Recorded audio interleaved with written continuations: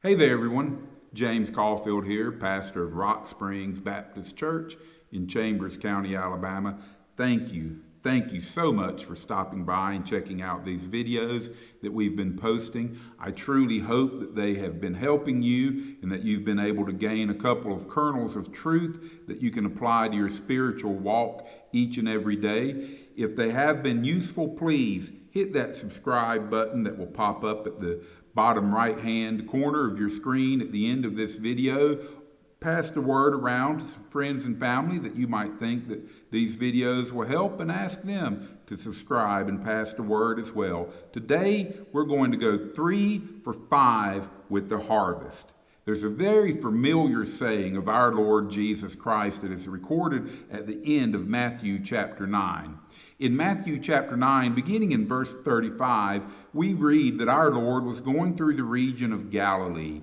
He was preaching, he was teaching in their towns and synagogues. Remember, that was our Lord's primary ministry, was that of preaching and teaching. But also he was healing the sick and casting out demons as well. In verse 36, we read that on seeing the multitudes of people, he felt compassion upon them. Matthew tells us because they were distressed. They were downcast, like sheep without a shepherd.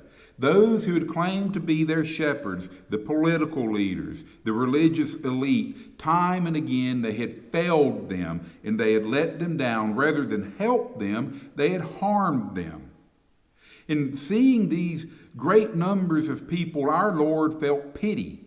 He turned to the disciples, and in verse 37, he made this very famous statement, or what would turn to be a famous statement. He said, "The harvest is plentiful, but the workers are few.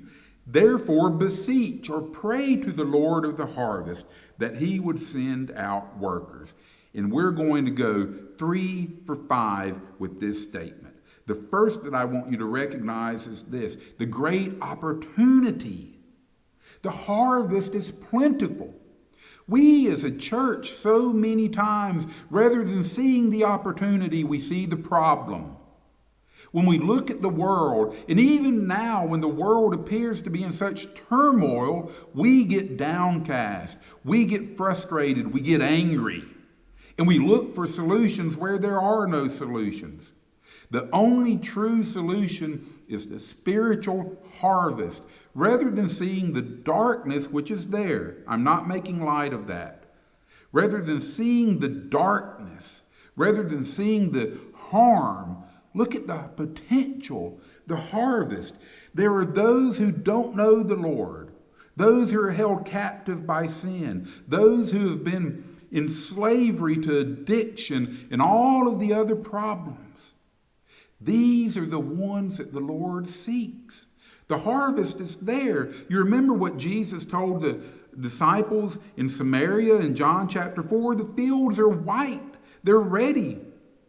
If you wait any longer, you could lose the harvest. The fields are ready. Beloved, look at the opportunity. Look at the potential. But also he says this: the workers are few. That's our second truth. The problem. The workers are few. There are many who would rather complain. There are many who would rather look for solutions where there are no solutions. There are many who will point fingers. There are many who will shun and push away. But the true workers, those that are willing to go and share the truth and proclaim the gospel, are but a precious few. We have so many in our church who would rather look at individuals as those who need redemption.